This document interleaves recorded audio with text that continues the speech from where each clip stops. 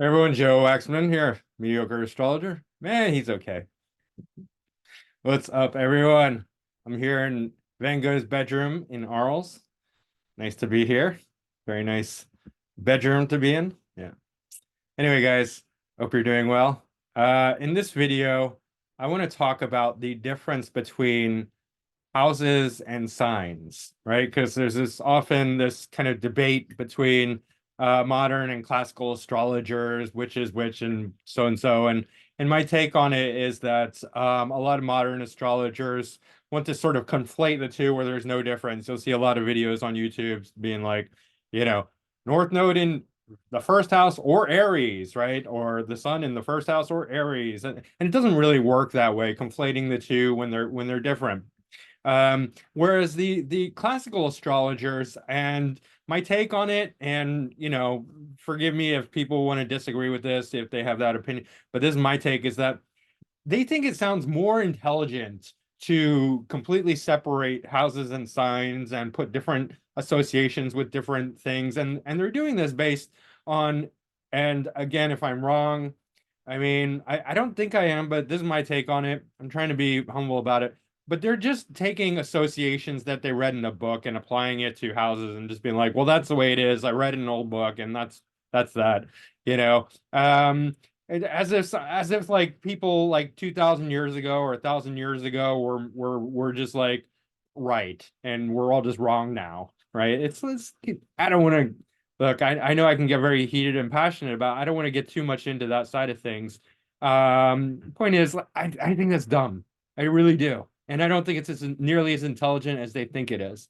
Yes, we can separate houses and signs, but we don't need to go so far as just being like, yeah, there's no real correlation. Some things line up, some things don't. It's just very haphazard, and we just put associations based on who wrote the things first, right? It's like just like, oh my God. It's like it's just really dumb, right? But anyway, trying to be modest about it. I don't want to get too, self-righteous or whatever. Um, uh, I don't think either of those are really accurate. I think that the way we get the associations for the houses and the signs has everything to do with their order, right? Aries being first house has everything to do with Aries being number one, right? First house being the first house, right? The association with one. And the way I know this is because of my background. I studied Japanese astrology, which Japanese astrology, if you're not aware, is um nine star key feng shui astrology, sometimes it's called, but really it's a system based on nine, not 12. And Japanese astrology is not based on planets or stars, but it is accurate, and it is, I studied it for years. It's very, very accurate.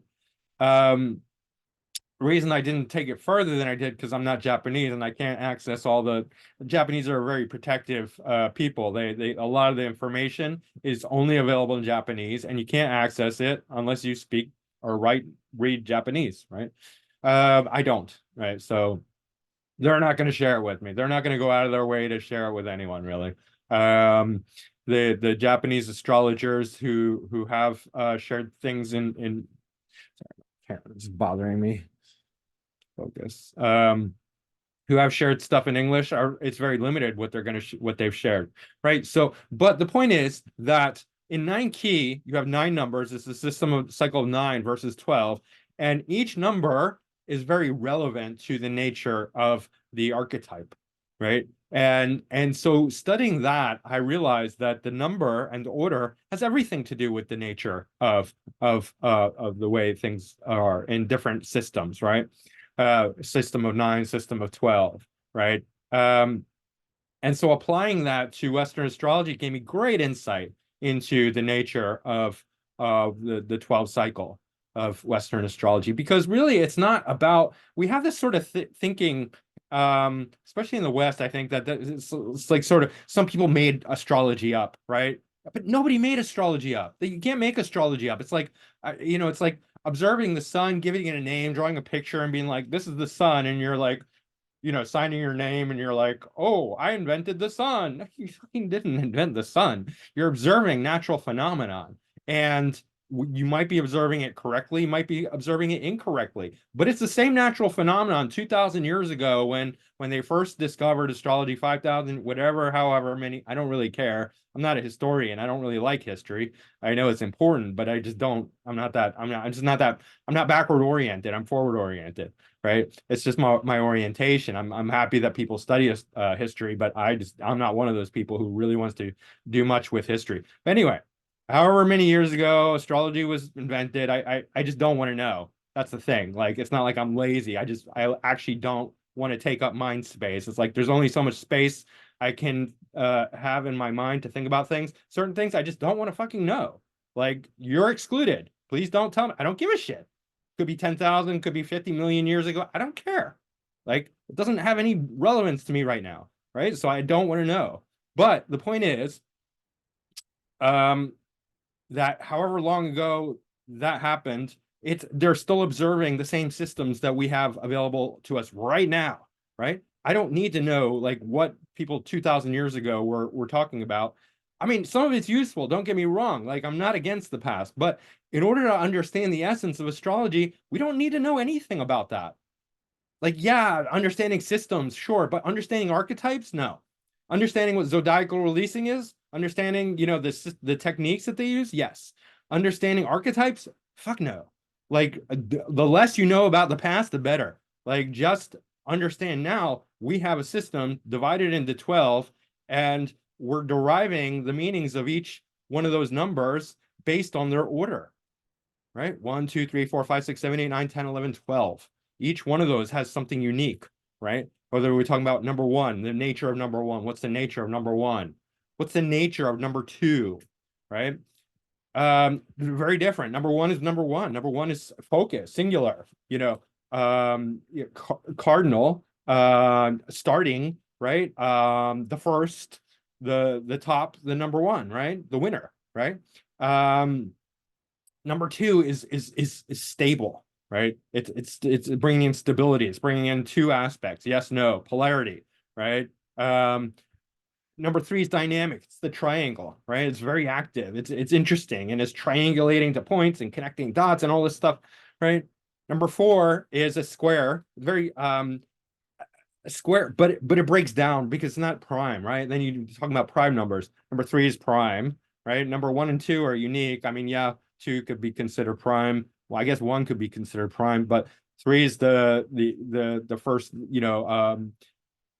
it's the triangle and it's prime, right? But four is not prime. Four breaks down. Water signs, 4, 8, 12, all break down, and they're associated with death. They're associated with hidden things. And they kind of have this nature of building up and falling down, right? Number five is prime, again, Leo, prime, right? And that's why five can't be associated with sex, because sex is a buildup and a breakdown. It's a death. That's why it's Scorpio 8, eighth house, Scorpio. Same association, right? We don't get these magical mixing up just because it's written in an old book.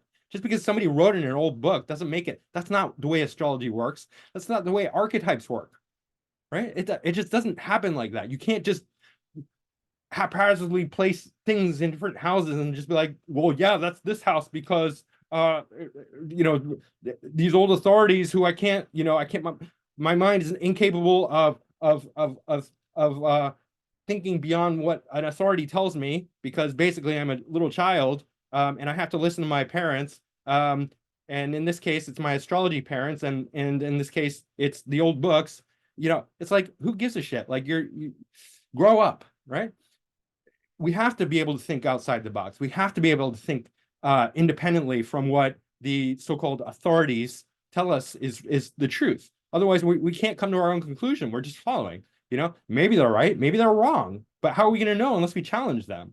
How are we going to know unless we put the books down and say, is that correct? Is that true? Maybe they're wrong. Maybe they fucking didn't know. Maybe they're just as ignorant as we are today, which they were. Or why would they be any less ignorant than we are today? Why would we be stupider as time goes on? We're not. We're not getting stupider. We're not getting, I mean, some people are, right? but as a whole, humanity has to grow, has to progress. So it's not like we're less capable of figuring these things out than they were 2,000 years ago or 1,000 years ago or however many years ago. I mean, they don't have some magical ability to figure out astrology more than we do, right? So I'm fully against this idea that like old people, old astrologers are the authorities, and just because some Hellenistic text said sex is in the fifth house, that's the way it is. Fuck that. No, I mean they're no more right than like your average Joe writing on the internet today, right? Right or wrong, right? I mean they might be right, but they might be wrong, right? But anyway, five is not association with sex. It's just not, right?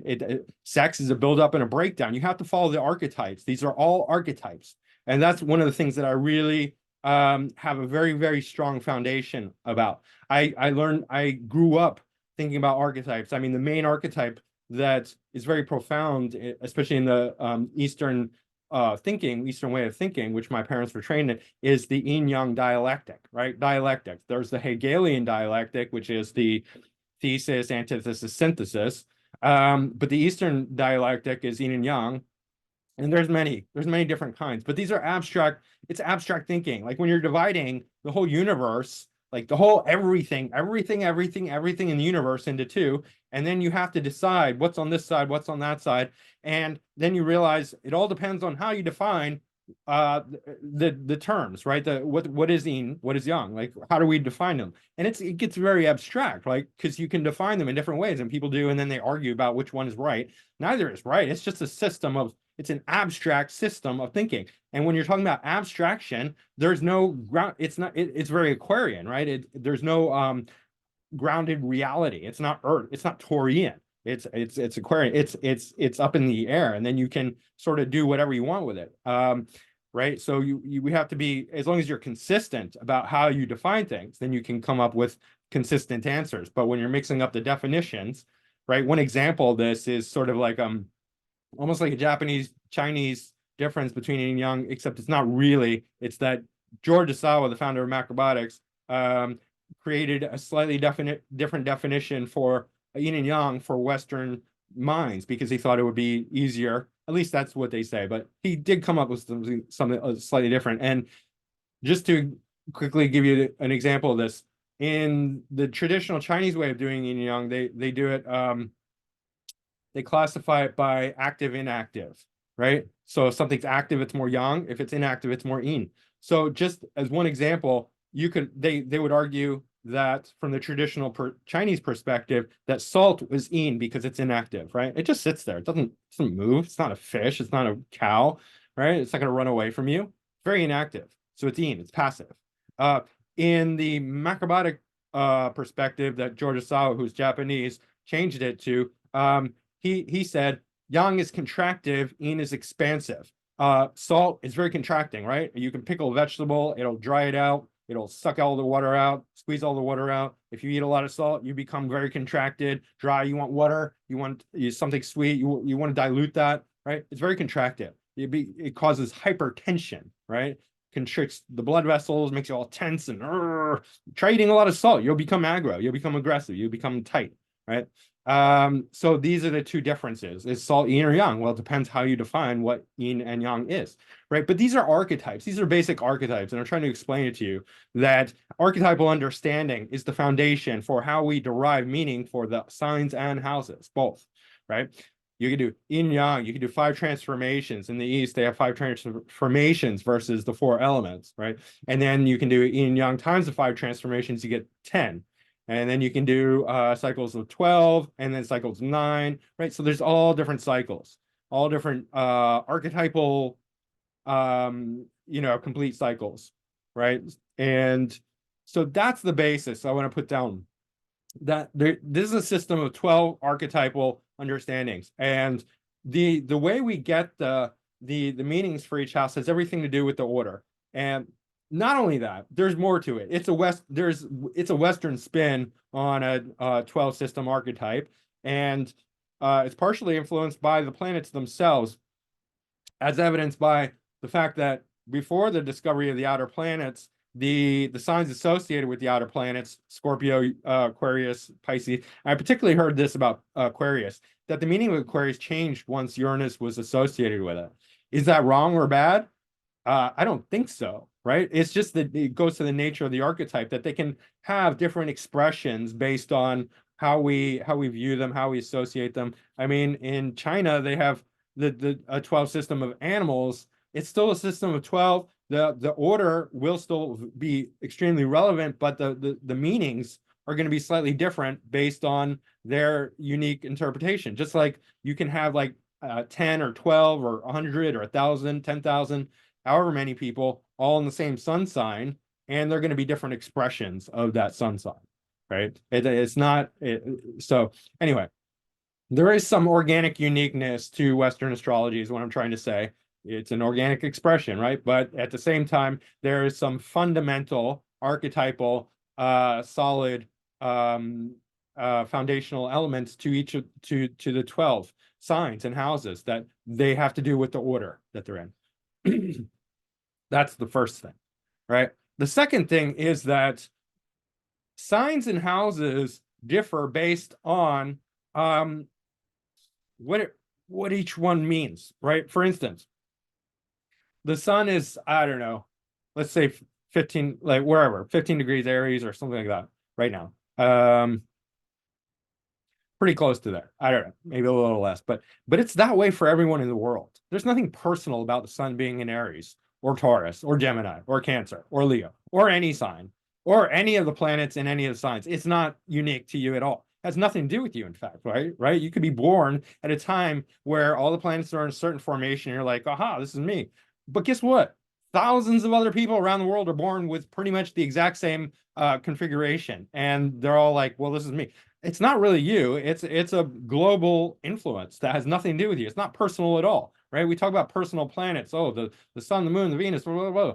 But how personal is it when if you're one of like, 10,000, right? I mean, virtually, right? Really, like, yeah, I don't know how many people are born at the same time, like roughly where the planets are all pretty much the same. But the only difference would be slight variations in time and place, right? But those slight variations in time and place set up the angles, the ascendant, descendant, MCIC, because nobody's going to be born exactly at the same time and same place as you, right? I mean, the closest thing might be like two women in the same room and the baby pops out right at the same moment. But even then, like there will be like micro differences between the place and the time, right? I mean, we're getting down to like splitting hairs, but still, there will be slight uniquenesses even at that in that instance. But if you're born at the exact same moment, even miles away, you're still going to have slight variations on the IC axis, right? Ascendant, descendant has to do with time and place, right? But so does the MCIC. So the angles are you. The angles are your unique quality, individuality, where there's nobody else in the world that has your unique angles and house system, right? So that's unique to you versus Sun in Aries. It's the same for everyone, same exact degree for everyone. I mean, virtually, right? Like we're not going to really nitpick and be like, well, you were born. I mean, like, I don't know how you even differentiate that. Like we don't even get down to that that level of minutia, right? But with the house system, the angles, it's going to be pretty as unique as it can get to your individuality, right? So there's something very personal, extremely personal about the houses, whereas the signs is not personal, right? So there we get a big difference, right? The personal houses and the impersonal objective signs. So you could say, yeah, personal and subjective experience, personal and subjective versus global and objective, the signs, global and objective is one way we can look at that, right? So that's just the sort of theory, the philosophy, the understanding, the perspective behind the difference between the house systems. Between the houses inside. The houses are everything to do with your individuality, your uniqueness as an individual person. And the signs have everything to do with a sort of global objective reality influence, right? So that's if you want to know the difference between houses, quadrant house systems versus whole sign house system, that would be it. The whole sign house system would be much more attuned to the objective reality of the planets and signs, right? The objective reality, the hard reality, right? The reality for everyone. The quadrant house system would be much more attuned to the individual nature of a person, the uniqueness, the unique subjective experience. Me, this is my experience, right? So yeah, that's a critical key component right there. And if you understand that, then you understand a lot. That being said, let's look at some examples. I'm going to share my screen. And I want to pull up a search by on AstroTheme. And this is a really great tool if you have not used it before. I already have a search queued up, but we'll do one afterwards just in case you want to see how it is. And this one is just ascendant conjunct Venus, orb 6 degree. So it's ascendant. So this might even include out of sign conjunctions. But anyway, it's pretty obvious where this is going. I just want to show you. But this is ascendant. So this is very personal. Venus conjunct ascendant, especially the women, going to show up very strongly as far as like beauty, right? And a relationship to beauty, especially on the face, right? Beautiful women, right? So we got Angelina Jolie, Beyonce, Rihanna, Selena Gomez, Cameron Diaz, Grace Kelly. I'm more focused on the women, right? The guys don't necessarily have paid as much attention to looks and appearances, but I mean, some do, obviously. But it's more obvious with the women. Sandra Bullock, she has Mars also, and it's very obvious. Like if you know how to look at the face and see planets, I mean, Venus and Mars, definitely, right? And a lot of these people have more than one planet, uh, right? Ben Affleck, Bella Hadid. Charlize Theron is a great example because she has Venus stationary right on the ascendant. It's in Virgo, but the stationary is prominent. The stationary gives it so much dignity, right? And look at her face. It's like perfect. She's got like the perfect Virgo face, right? Venus in Virgo. Amazing, right? Jude Law. I mean, some of these people are a little bit older, right? And so, Paul Newman, Anna Nicole Smith. I don't know who some of these are. Chrissy Teigen. But you get the idea. Like a lot, it shows up very strongly on a lot of these people right in the face, right? Venusian women, beautiful on the ascendant, right? So what would be the equivalent for a sign placement? If we're going to do sign versus houses, we would think, okay, if they're the same, then we might see the same. Well, all right. So so on the ascendant is the personal point of the self, right? That's where we find the self, the most personal um point on the chart that represents the self. What would be the equivalent in sign?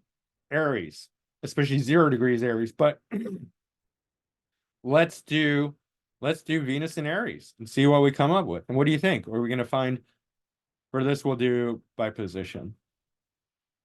And we'll just do a loose search. We'll just do it Venus in Aries. Now, Venus in Aries is not even considered in good dignity, but Aries is by sign placement that represents the head, right? Because people are like North Node in first house or Aries, as if they're the same exact thing. They're not, right?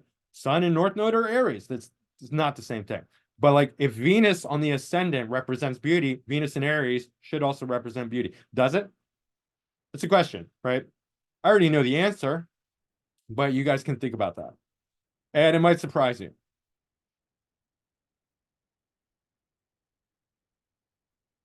Oh, Marilyn Monroe. Oh, well, she's a beauty. But she also has Neptune in the first, just to remind you. Rihanna, also Venus in the first. Aries. Gaga, George Clooney, Jennifer Aniston. Okay. Shakira. Okay. Mariah Carey. Okay. We are seeing a lot of beautiful women. Gigi Hadid. Audrey Hepburn, Elizabeth Taylor, Renee Zellweger, Keira Knightley, Kate Blanchett. I don't know who all of these people are. Sarah Jessica Parker. So like, well, wait a minute. James Jackson. I thought Venus in Aries was supposed to be in poor dignity. Well, it is. Millie Bobby Brown. Um, Sarah Michelle Gellar.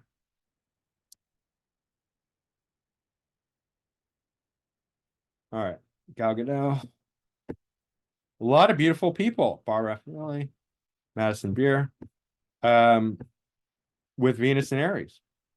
So yeah, Venus in Aries is not in great dignity, but it makes a lot of good people. Michelangelo is one of the greatest artists of all time. He has Venus stationary, but it's in Aries. So Venus in Aries also creates beautiful people. So I mean, what gives? Venus on the ascendant, Venus in Aries. Venus in Taurus, I think we'd still see beautiful people. The difference would be Venus in Taurus would accentuate not the face as much, but the hair, the makeup, the jewelry, the clothes, the fine Italian suit for the guys, the nice shoes, the nice everything beauty on the outside, right? And let's do one more search. Now we have sun, just for fun.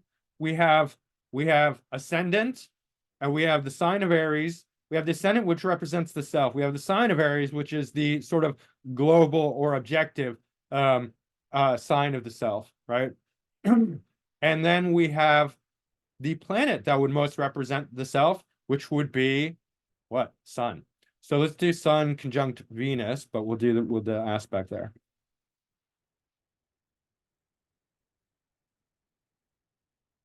So you can search in two different ways on Astro Theme.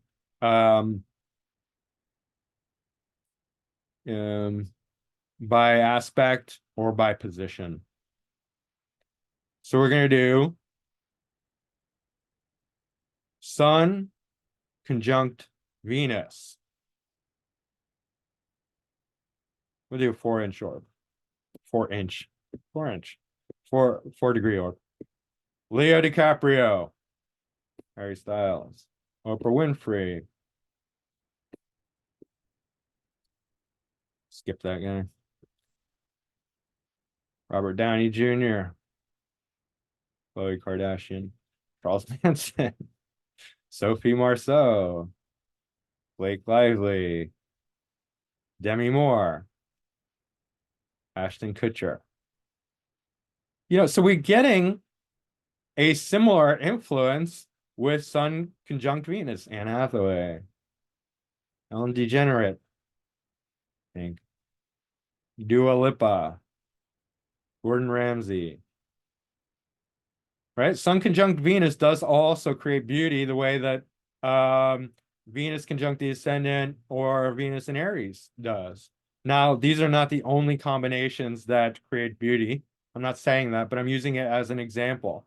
It's still very evident that the Sun conjunct Venus will show the face. So we almost have like 3 different main ascendants. The ascendant, the Aries 0 point, or Aries and as a whole sign even, but the closer to 0 degrees Aries, the more, because that's the start of the zodiac. So that's the objective sort of global ascendant, if you will, right? The year starts at 0 degrees Aries. That's the vernal equinox. And then the sun would be a planetary representation of the sort of center of things, of ourself. Let me just work through this, get to the bottom. But what's interesting, so like, which one is the most obvious? I'd say in this order.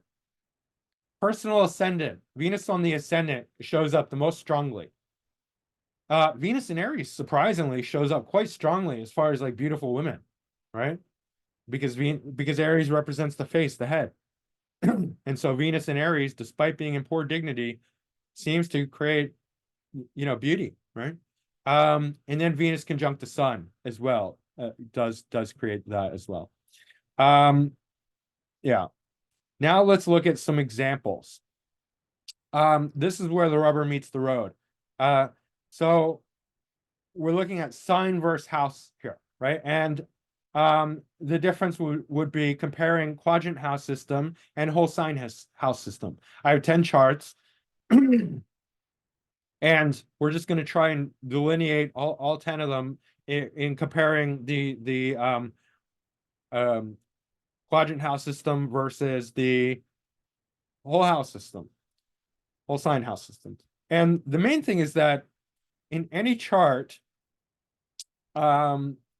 the angles are going to be the real personal points. We have four main personal points: ascendant, descendant, MC, IC, right? The succedent and cadent house cusps are guesses, right? Nobody's sure or certain or in agreement about where they actually lie. It's just sort of an estimation. That's why if you use Placidus or Porphyry or whatever house system, don't get too attached to these cusps. These are made up. These are not real. The real points are the ascendant, the descendant, the MC, and the IC, and the signs, right?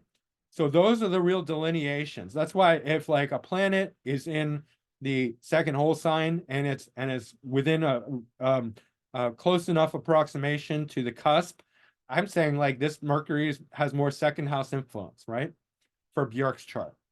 That's why I do what I do. That's why I compare. That's why I say, okay, first quadrant, second whole sign house, right? But within range of the cusp, therefore, really, South Node, I would say, has probably more first house influence, well, mix. But this Mercury definitely pulling more into the second house, right? Also, you can see that ascendant is at 15 degrees Scorpio for Bjork.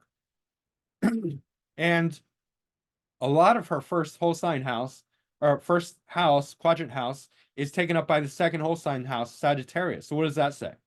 Right? That tells me that she identifies with a lot with her appearances, right? Her personal identity, which would be having to do with the ascendant, her personal take on who she is, right? Very personal, the ascendant, has a lot to do with how she looks. And if you know anything about Bjork, that's a very accurate interpretation. She's all about costumes. She's all about dressing up and looking wild. Not only looking, but second house, voice.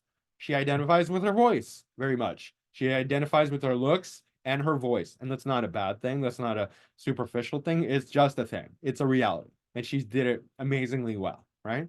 She's a very successful singer, musician, right? Who's contributed to music. So I don't mean anything negative about it. It's just a fact, right? And why would I? I mean, of course, right?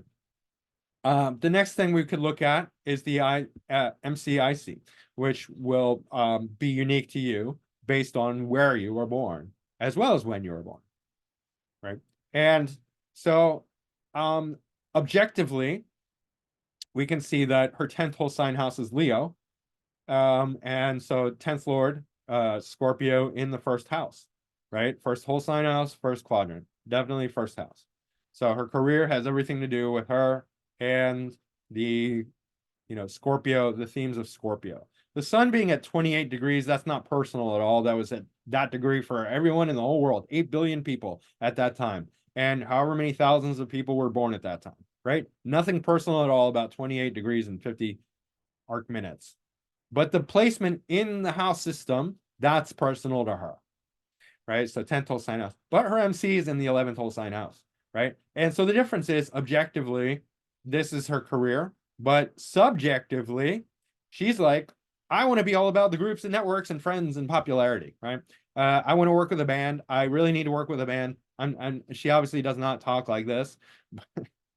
And she's like, okay, also my career has to do with this Uranus Pluto conjunction in Virgo, the famous one in the 60s. She's born in 1965, right?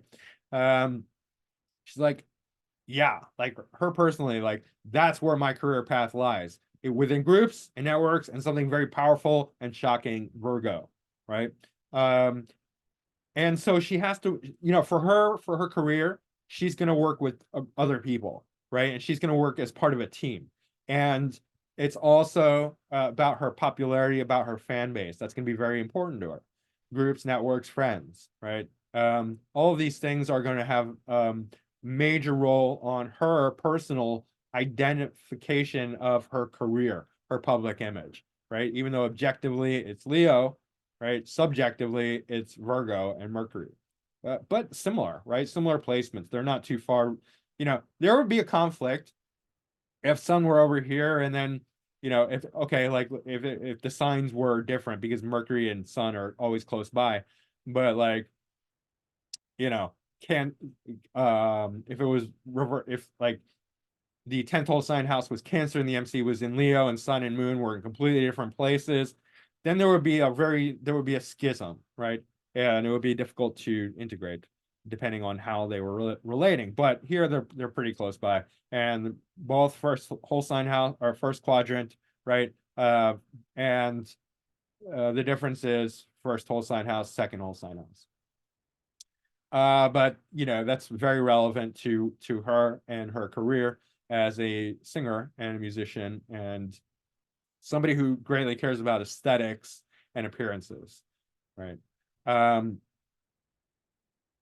yeah, and then we can look at the IC as well, and we see that her fourth whole sign house is actually Aquarius, so she probably grew up in a very unconventional way, Aquarian parents, right? And we can look at that like, oh, but then Saturn, but it's in the fifth house. Her IC is in the fifth house in Pisces, which suggests that she's very at home with the arts and creativity. Pisces, fifth house, right? That's where she feels at home, right? That's her personal experience. Is like, well, I grew up in this place, blah blah blah, and this were my parents. This is my home. This is my.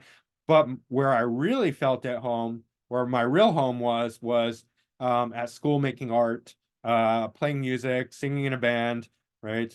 Being creative, right? With this, yeah. Um, and Saturn ruling the fourth house would suggest similar, right? Fourth whole sign house on the fifth whole sign house, but I see. So we could bring that into it, right?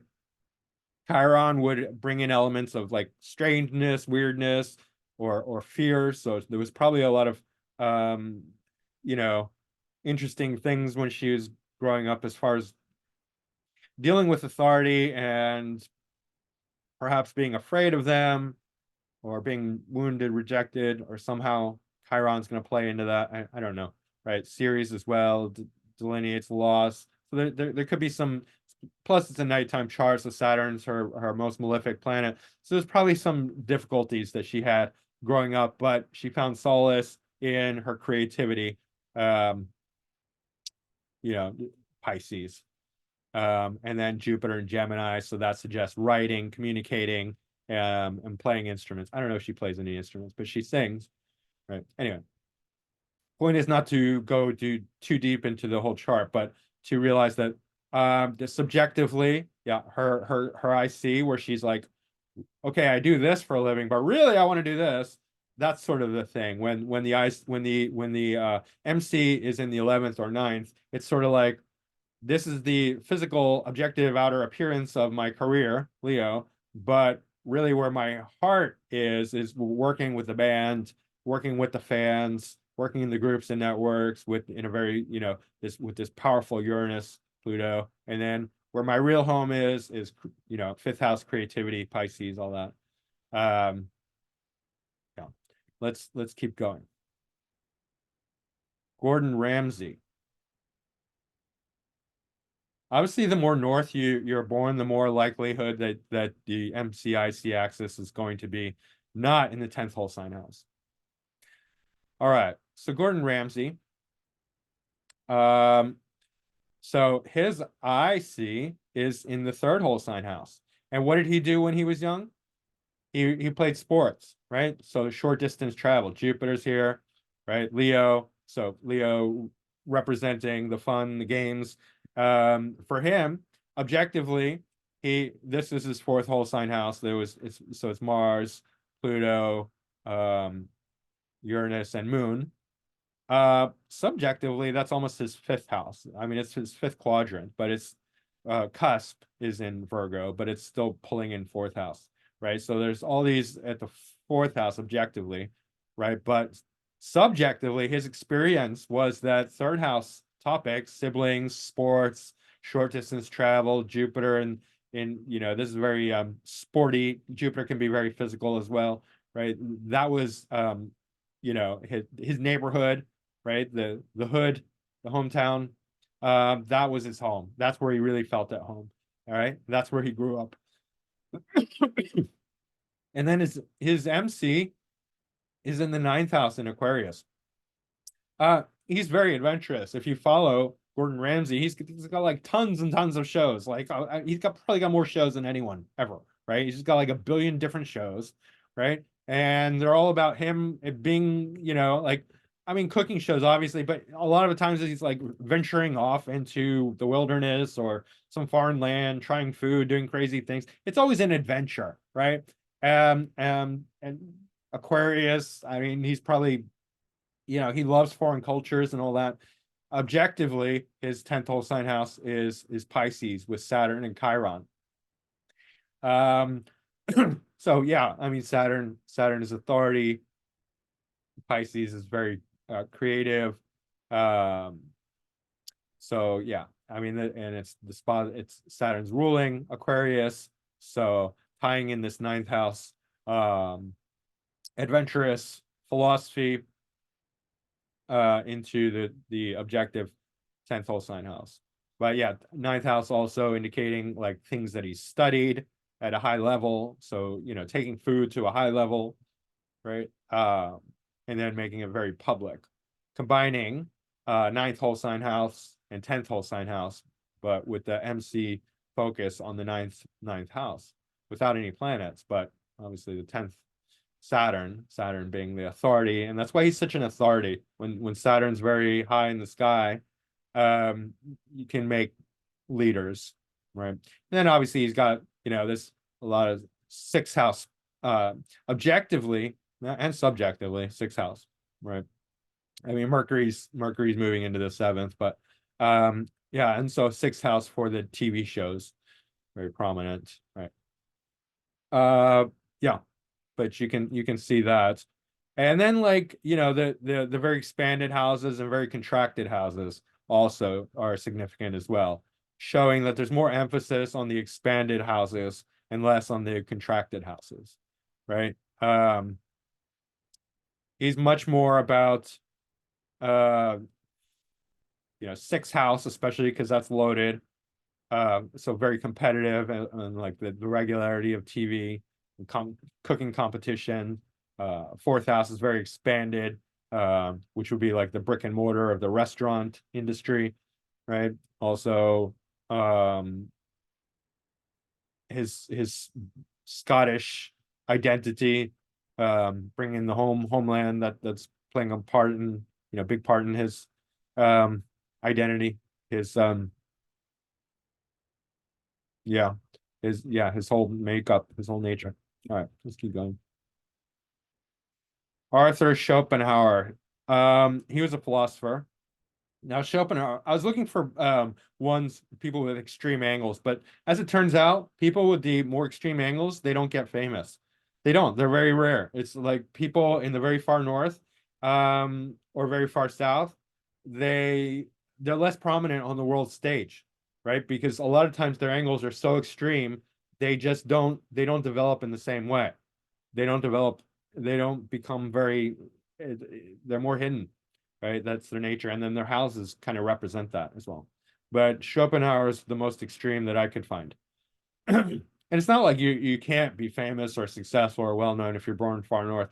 It's probably you won't want to, is really what it comes down to. Probably you're just gonna be happy to live a simple life in your cabin, right? And shoot some animals and, chase people off your property with your gun. So, Schopenhauer was a philosopher, obviously. So he has, if this angle is correct, it's right at the anaretic degree, but it's in Aquarius, so it's in the eighth whole sign house, the MC.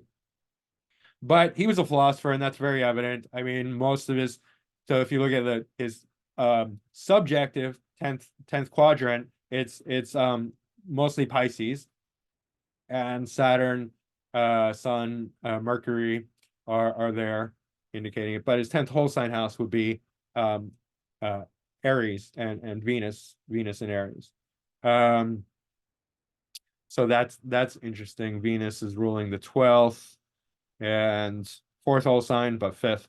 So his career is much more indicated by this ninth whole sign house and the MC than the 10th whole sign house in Venus, because I mean, fourth whole sign house, so objectively the fourth ruler, but fifth quadrant, so subjectively his experience was fifth or schooling.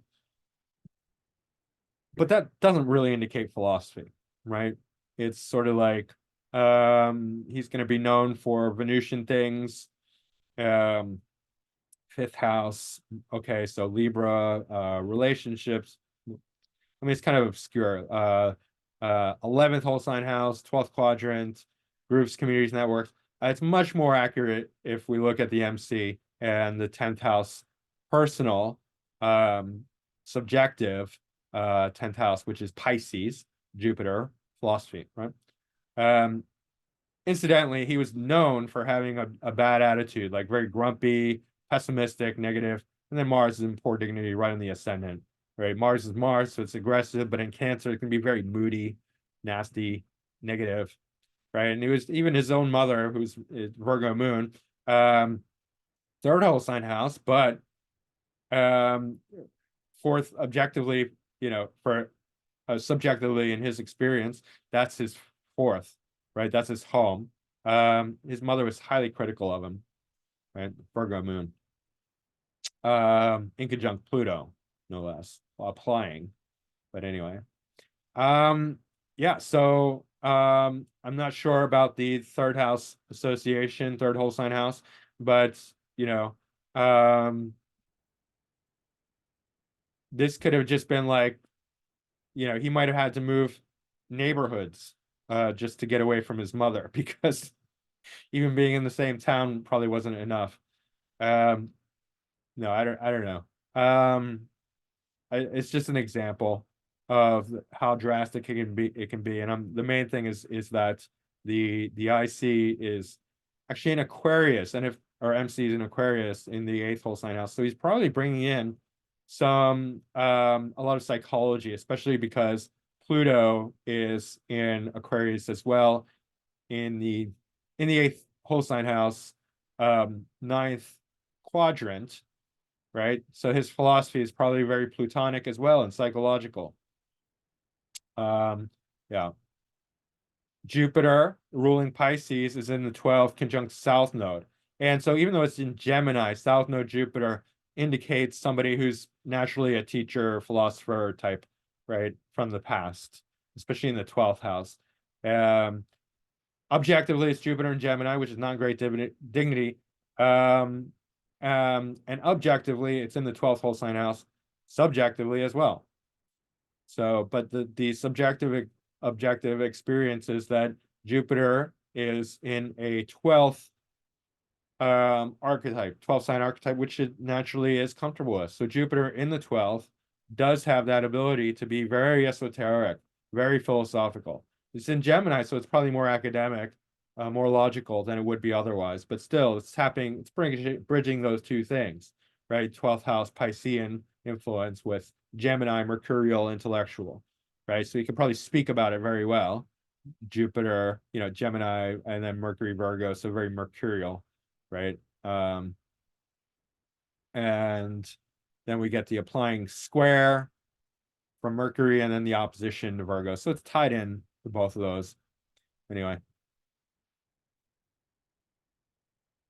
Shania Twain. All right, so Shania Twain has her ascendant right at the 28th degree of Sag. So what is the signification there?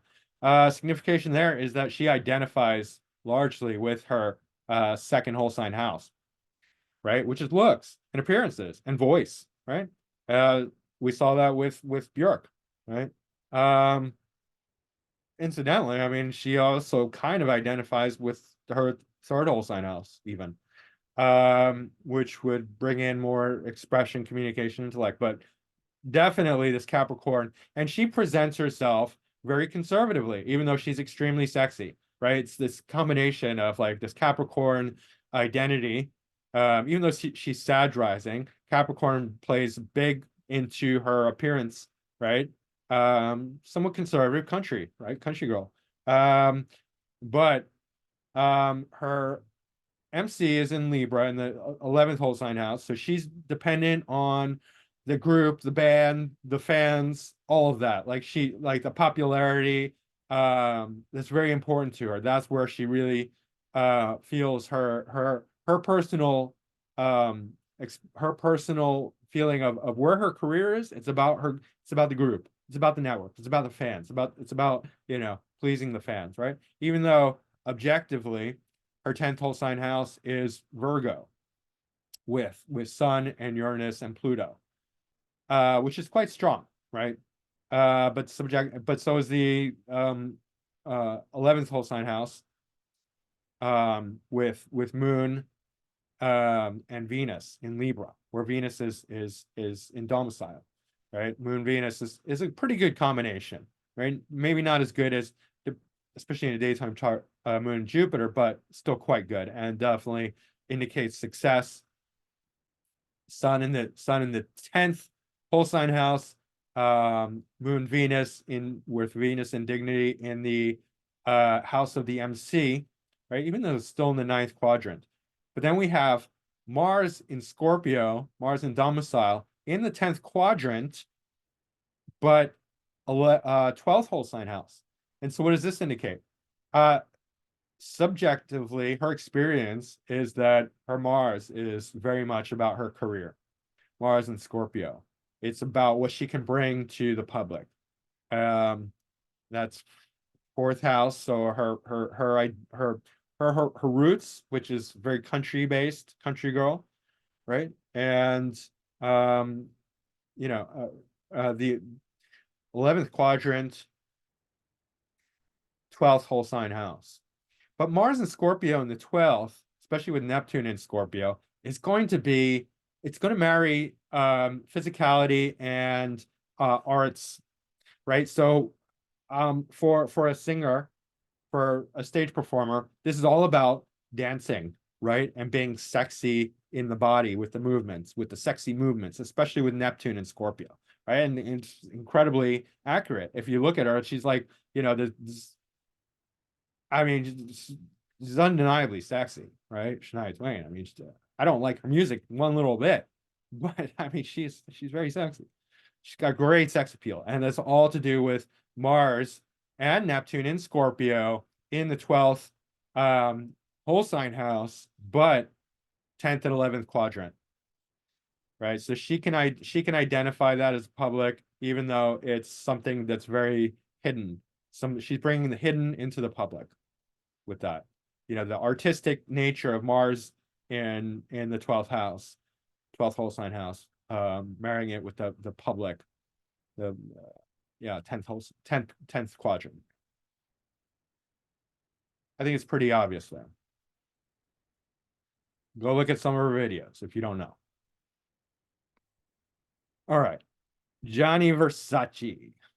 Now, Gianni Versace also has this unique ascendant where, yeah, tons of planets in the first whole sign house, but his personal identification is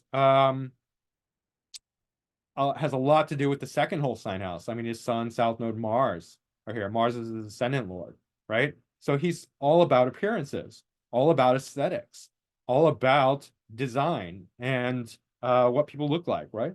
Sagittarius, Italy has a very Sagittarian vibe. I don't know if you know that, but like to me, at least in my mind, my archetype, if I was going to attach an archetype to Italy, it would be Sagittarius. And he's Italian, right? And that's why they have the Italian design is phenomenal and very Sagittarian. just like beautiful and wild and fiery and passionate. And so he's really embodying that with his sun, South Node Mars in the first quadrant, second whole sign house. Uh, Now his MC also in the 11th whole sign house. Uh, and so his 10th whole sign house is subjectively his ninth whole sign house, ninth quadrant, sorry, with Saturn and Pluto. So a lot of power and authority there, right? Objectively, right? It's in Leo. Also creativity, confidence, very powerful. But for him, that's also has to do with, his things that he's studied, things that he's pursued to a very high level, and something he believes in. It's tied to his ninth house, subjectively, right? Saturn is ruling the second cusp, second quadrant, and the third. So still bringing in elements of those. Um, Subjectively, his experience to him as an individual, his uniqueness. He might be taking the third house and making it the second house, something like that. That's combining them, right? And it's not just like in your head, because we saw how Venus on the ascendant affects the body, right? And so actually, I say that the house system really represents the body more than the signs. Because, well, we did see Venus in Aries being very beautiful. I think there's a slight edge to Venus on the ascendant versus Venus in Aries. I really do. Just one example of my own. I don't know if you can see this, but I have Mars conjunct the MC. MC is as the body part is the knee, and I have this huge scar right on my knee. So that's Mars saying, "Hello, I'm here," right on my knee. Went down to the bone. Doctor said it was the worst cut he's ever seen, and that happened as Pluto was in my first house in Scorpio back in the 80s, and it was squaring my Mars. Not exactly, but close. Is in between my Saturn and Mars, but activating my Uranus, Ascendant, Scorpio, Mars, Saturn. So yeah, definitely the house system represents the body, and so if you have like a strong Mars, visible Mars, or Saturn, or some strong conjunction, it'll probably show up somewhere in the body. But yeah, house system rules the body because that's our very personal experience of ourself, right? Um, yeah. So what else? So MC in Virgo, 11th quadrant, sorry, 11th whole sign house, represents the need to have a career based in groups and peoples, right? In networks. And popularity, like something about the sort of fan base or group making people happy, right? As opposed to just 10th house aspects, 10th house significations, right? Yeah, but this is a very prominent career and also part of fortunes here. Let's look at Mark Wahlberg. Mark Wahlberg. Okay. MC in the ninth. MC in the ninth whole sign house. What's interesting is Chiron is squarely in the 10th in Aries. Is Mark Wahlberg a wounded healer? Come on. No. Mark Wahlberg is very unique. And that's really the essence of Chiron. So I just want to challenge that. Like I want to challenge a lot of, in case you haven't realized yet, I like challenging things. But this wounded healer archetype, we need to be a little bit soft about that. Just be a little bit more gentle. It's Chiron's very, very unique, right? Not necessarily a wounded healer, right? It's something that's just it represents one of a kind, and it definitely plays well into imaginary sort of creative situations like superheroes or monsters or things like that. So Mark Wahlberg can really play very unique characters. That's first thing. I mean, it's objectively in his 10th whole sign house, right? But his experience is Pisces 9th. So yeah, I mean that is, I don't think he's religious, but I think he's deeply philosophical, right? And he stands up for his beliefs. That's very important to you, and he brings them even to the public spirit. There's no planets here, so it's not like this is going to be like extremely pronounced area for him, but it's still there. It's still MC in the ninth. So, things he studied, um, he wants to take his career to a very high level. Ninth house is about, the collegiate or philosophical, very high development, right? Um, he's very philosophical. I don't, yeah, again, like not necessarily religious, but probably spiritual in his own way. Yeah, and his belief system is very important to him. He does have Mars, and I mean, this is separate, but the same as Elon Musk. So I imagine he and Elon Musk are um on the same wavelength. Let's put it that way. Same rising sign, but he's taking it more physically. Like Mars North Node can sometimes be like very strong men. They love to work out. They love to be physical. Right? But uh, June 5th, same birthday as me. So yeah. What else? Jupiter. Jupiter's ascendant lord. Uh, Actually, what's interesting is that he has his IC in Virgo and Pluto's here. It's the third whole sign house. Um, he has siblings, Donnie Wahlberg, right? And um, you know, I don't know how close they are anymore, but I think they were pretty close back in the day. And so, siblings, third house topics, that's gonna feel like home to him. Neighborhood, wherever he grew up, so Boston, right? He goes back to Boston. He's like, I'm home. He doesn't need to be in a specific house. He's just like, I'm home. I'm in Boston, right? That's my home. It's the neighborhood, the third house, right? Pluto's there, so maybe it was kind of rough. Pluto and Virgo retrograde, rough. He learned how to be tough and fighting on the streets of Boston. Boston's no joke. They're pretty aggressive there, especially driving. Like, don't drive in Boston. Just to let you know, if you ever go to Boston, it's terrible, terrible experience driving in Boston. I don't recommend it. Um, yeah. So let's keep going. Emma Watson. All right, she's got her angles really straight. In the 10th, and um, but it's actually, so MC is at the late degree of Gemini. Um, so in her 10th quadrant, she's got Jupiter in Cancer, which is exalted. And so subjectively, that's her experience of her career, even though it's in the 11th whole sign house. So she's gonna have to work with people, right? She's gonna have to work with groups and networks, because that's where her Jupiter in Cancer uh says. This is her most prominent planet. It's a day chart. Sun's exalted. Jupiter's exalted. But so Jupiter's the greater benefic. It's in the 10th quadrant, but the 11th whole sign house. So it significates for her career, she's not going to work alone. She's going to have to work with groups and networks and other people in order to be successful.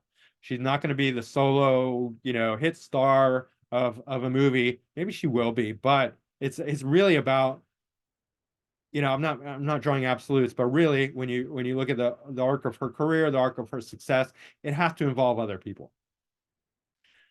Um, Now Jupiter is the IC ruler, and the dispositor of the moon. So it does indicate youth. Um, so we'll see how that goes. Uh, but yeah. Um,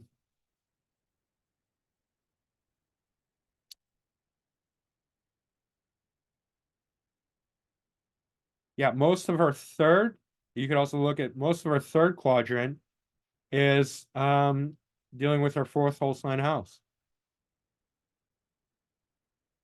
So it's tying those two significations as well. Or look at it another way.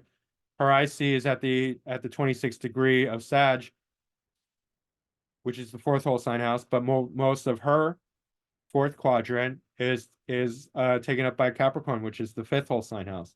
So something about schooling, education, fun games, artistry, entertainment, that's going to be home to her, right? A lot of that. It's taking up a lot of her subjective experience. And it has Uranus, Neptune, Saturn, and Capricorn. Although Saturn and Capricorn is very close to the fifth cusp, so that's more in the fifth. That's more clearly in the fifth.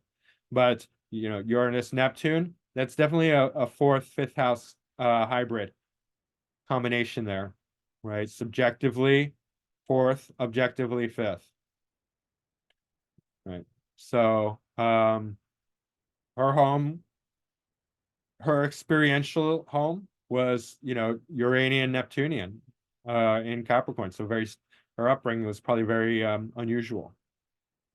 But tying into the schoolyard, um, and she started young, of course, right? Emma Watson. So, yeah, bringing in acting at a very young age, especially Uranus, Neptune especially, Saturn, Capricorn as well. Keep going. Alan Watts. All right. Alan Watts also. So first house is 18 degrees, but it extends into the second whole sign house quite a lot. Experientially, he's um identifying with his voice, which is very much he had an amazing voice, right? Amazingly powerful voice, as well as his looks. That was critical to his identity as a teacher. He's very unique. Obviously a Western Zen teacher, but like his hair, his beard, his voice, these were extremely um integral in his success as a teacher, right? We know he's a teacher. He's got the Uranus, or sorry, Jupiter conjunct North Node in the third whole sign house, second quadrant, right? So,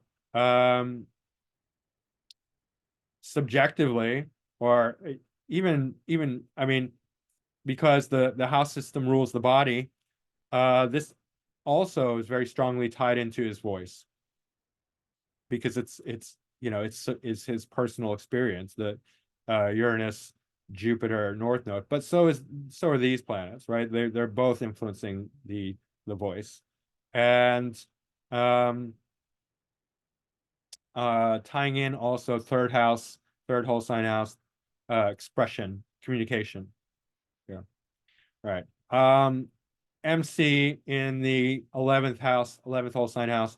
So groups and networks were his career, even though objectively Moon's in Virgo.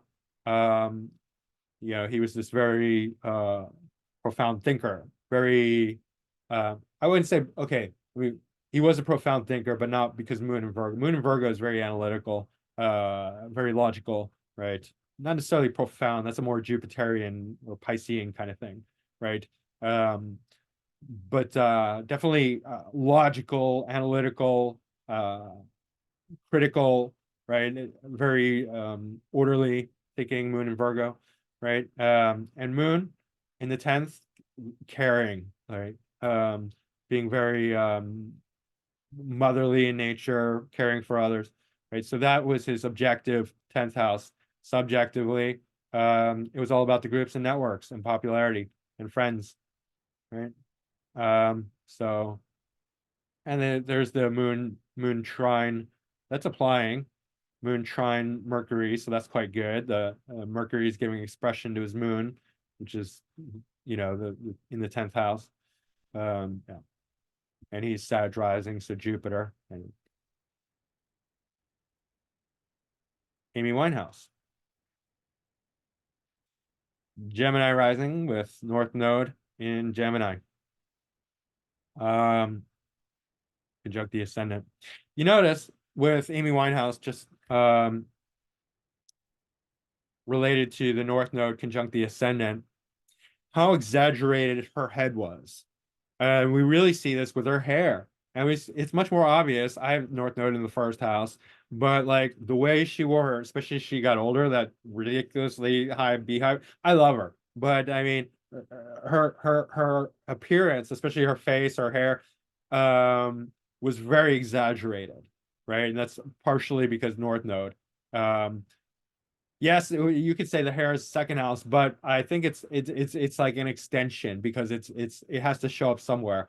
So North Node in the first house, um, Gemini is very expressive. It's going to make her, really exaggerate her face and her whole head. North Node wants to expand, right? But her MC is in Aquarius in the ninth, right? So um that's an interesting one. Ceres is here also. So this is something kind of malefic, right? About this. It's semi-square the moon. Uh Interesting because Ceres is a feminine archetype that involves loss, right? Loss of a daughter. Um and Amy's life is very tragic, right? But ninth house is very high-minded, philosophical, especially in Aquarius. So it's a really interesting um MC for Amy Winehouse, I'd say, because it's bringing in she was not a philosopher, she was not a spiritualist, but what it is indicating is that her belief system was very important to her. And it was Aquarian, so something about intellectual. But what it does indicate is music, in fact, right? I mean, music was probably her philosophy, her belief system, her religion, right? Because Aquarius is vibrations. And so we often see strong Aquarian influence in musicians, right? So that's what I think it is, and trying to take it to very high place. Aquarius is also very unique, and one of the things she wanted to do was marry jazz, jazz music, jazz singing, blue, jazzy singing with hip hop pop, right? And so that's a very sort of Aquarian ideology archetype. So she's bringing a lot of philosophy around music into it. Um, and then her IC is in her third whole sign house. So one of the things about third whole sign house, especially um, in the house system, which is very personal and relates to the body, is the hands. The hands show up very strongly. I would say the hands show up more strongly in the third house than they do with Gemini, but they do with both. But even slightly more, right? Because it's even more personal with the third whole sign house. So she's at home playing guitar, right? Writing music, communicating. And that's what she did. I mean, she's very unusual in that way because you don't see pop stars playing guitar really. They're just like they're there to look pretty and sing, and somebody else writes their music. But she was the real deal, right? She's got this stationary Venus conjunct Mars and Leo in the third whole sign house. Subjectively, her IC, her fourth whole sign, her fourth quadrant house, right? So she was at home playing guitar, writing music, communicating, singing. Leo, center of attention, right? Mars, Venus, sensual, sexual, passionate, right? Very strong there. Even though her sun and Mercury were on her fourth whole sign house, right? Her and her father, she's Mercury, Ascendant Lord Mercury in Virgo and good dignity. It's retrograde. So she's going to be retrograde, which means she's not going to play by the rules. She is not going to rehab, right? She's retrograde. She's not going to rehab. She's not going to do what you want her to do. She's not going to be a good girl. She told you she wasn't good, right? She's retrograde. She's going to defy you. She's going to go against the grain. And it's applying to the sun. And she definitely had a really interesting relationship with her father. And literally, this is about her objective fourth house. It's just that she didn't identify it as such.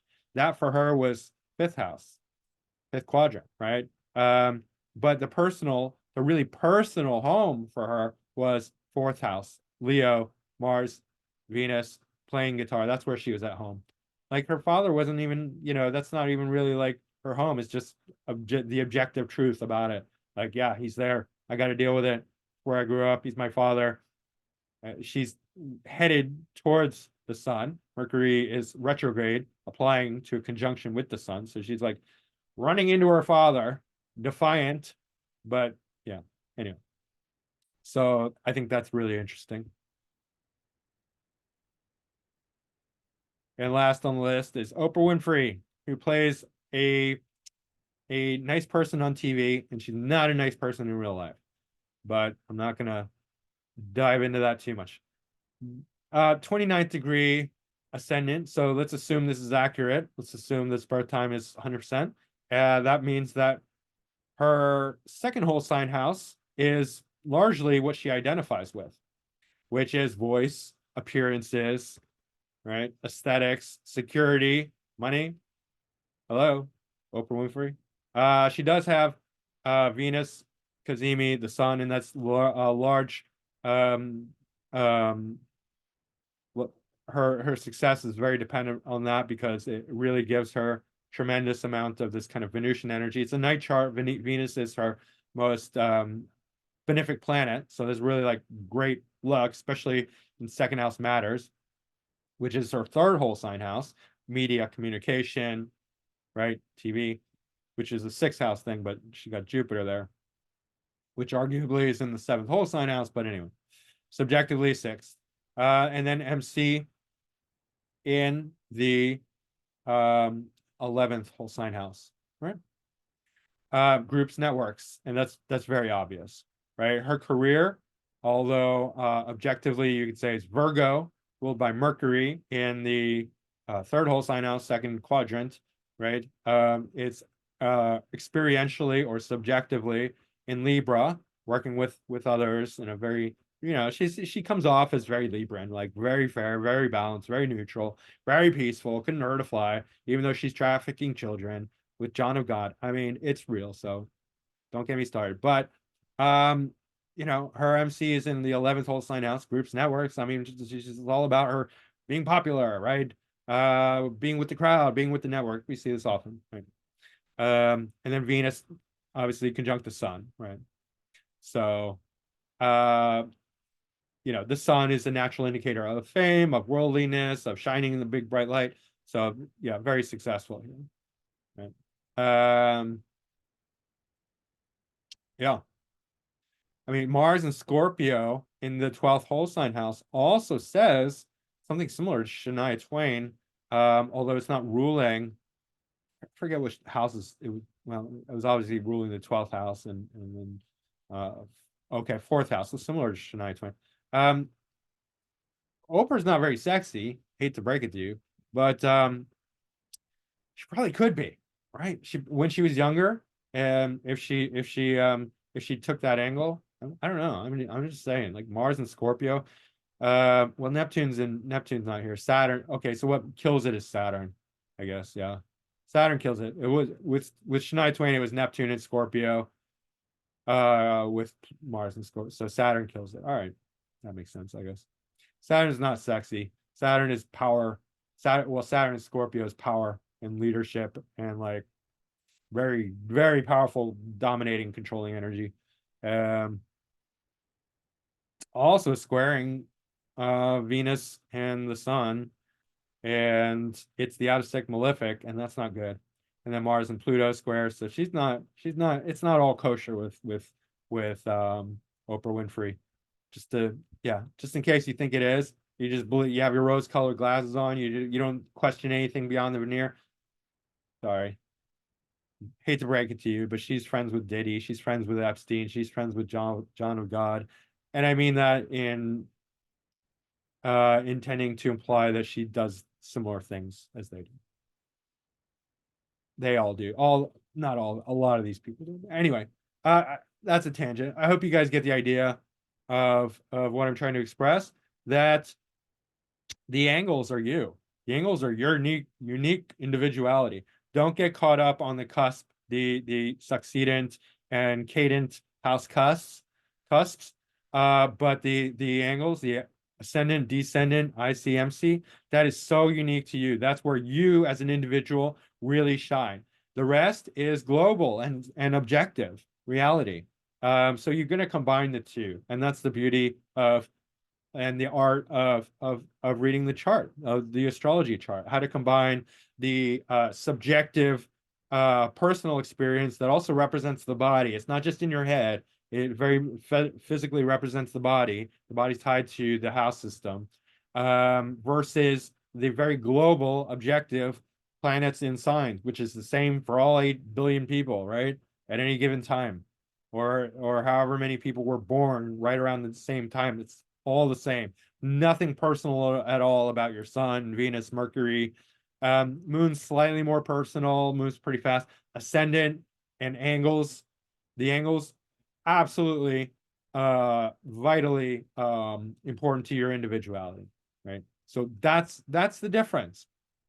The delineations are always the same. That's fifth house, fifth sign, same archetype.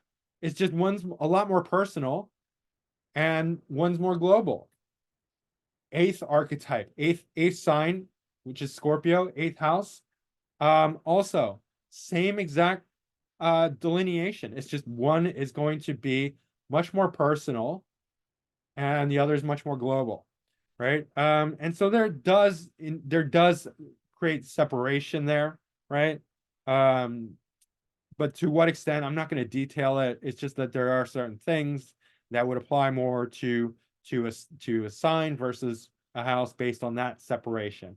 But the real separation is that deeply personal identification and the global significance of the signs. So I hope you found that interesting. I hope you found it educational. Hit the like button if you did. Subscribe if you haven't already. Book a reading with me, macrogoldmachine@yahoo.com. And leave a comment down below. Let me know what you think. Um, and yeah, guys, that's pretty much it for this video. I have a Patreon. You can join if you like. I haven't developed it yet, but anyway. Mediocre astrologer signing off. Nah, he's okay. uh, Laugh it off, guys. Take a victory laugh. Win before you win, as I always say. And yeah, all that good stuff. Take it easy, guys. I will see you again soon. All right. Thanks. Bye.